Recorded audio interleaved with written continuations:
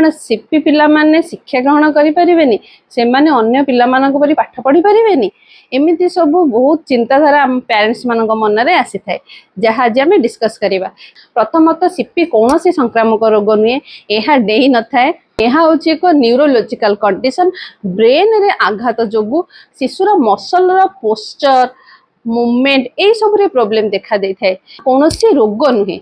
द्वितीयतः यही शिशु माने नॉर्मल शिशु मानक परि शिक्षा ग्रहण करि परिबे एही शिशु मानकर आईक्यू लेवल नॉर्मल थाए आउ को पिलंकर त आईक्यू लेवल हाई भी थाए एमाने मध्य इंक्लूसिव शिक्षा माध्यम रे शिक्षा ग्रहण करि परिबे आ जो मानकर नॉर्मल टू लो थाए आईक्यू लेवल जेमिति नॉर्मल पिला मानकर रही थाए लर्निंग डिजेबल पिला मानक रही थाए से माने स्पेशल एजुकेशन थ्रू रे मध्य शिक्षा ग्रहण करि परिबे शिक्षा ऊपर किछि भी प्रभाव पकाई न थाए। आपण माने एमिति किछि डाउट अछि डिजेबल पिला मानक प्रति आपण मते मेसेज माध्यम रे पचारि परिबे।